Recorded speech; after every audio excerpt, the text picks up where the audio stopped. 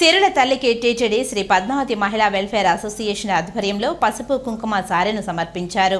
ఆలయం వద్దకు చేరుకున్న వీరి వద్ద నుండి అధికారులు సారెను అందుకున్నారు. పట్టపురాణి దేవేరి అయిన శ్రీ తిరుచానూరు పద్మావతి అమ్మవారి కార్తీక బ్రహ్మోత్సవాలు అంగరంగ వైభవంగా సాగుతున్నాయి.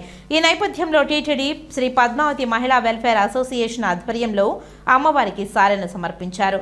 మంగళ వాయిద్యాలు మేళతాళాల నడుమ ఆలయ ప్రదక్షిణ గావించి అనంతరం ఆలయ అధికారులు సారెను అందజేశారు. ఈ సందర్భంగా పద్మావతి మహిళా వెల్ఫేర్ అసోసియేషన్ అధ్యక్షురాలు హేమలత మాట్లాడుతూ శ్రీ పద్మావతి అమ్మవారికి టీటీడీ మహిళా ఉద్యోగుల ఆధ్వర్యంలో సారెను సమర్పించడం పూర్వజన్మ సుకృతంగా భావిస్తున్నామని అన్నారు. ప్రతి ఏడాది టీటీడీ శ్రీ పద్మావతి మహిళా వెల్ఫేర్ అసోసియేషన్ ఆధ్వర్యంలో సారెను సమర్పించడం జరుగుతుందని గుర్తు చేశారు. అమ్మవారి దీవెనలు టీటీడీ ఉద్యోగస్తులు శ్రీవారి భక్తులపైన ఎప్పుడూ ఉండాలని ఆమె అమ్మవారిని ప్రార్థించినట్టు తెలిపారు.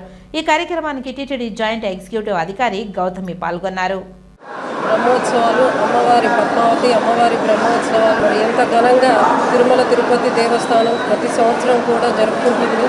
ఎంతో భక్తి శ్రద్ధలతో మరి ఈ బ్రహ్మోత్సవాలు జరపడం, అటు కొండ మీద శ్రీవారి బ్రహ్మోత్సవాలకి దీటుగా ఇక్కడ అమ్మవారి బ్రహ్మోత్సవాలు కూడా మరి అంతే వైభవంగా జరుపుకోవడం అనేది ఆనవాయితీగా వస్తుంది.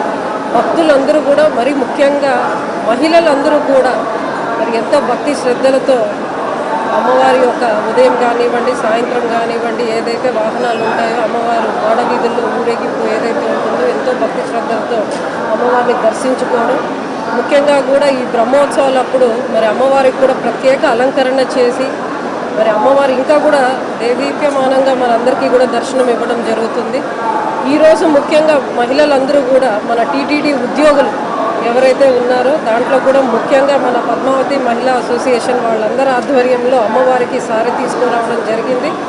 సో నన్ను ప్రత్యేకంగా ఆహ్వానించడం, మరి నా చేతుల మీదుగా కూడా అమ్మవారికి వాళ్ళందరి తరపున వాళ్ళతో పాటు కూడా ఈరోజు అమ్మవారికి చీర సారె సమర్పించుకోవడం నా పూర్వజన్మ సుకృతంగా నేను భావిస్తా ఉన్నాను.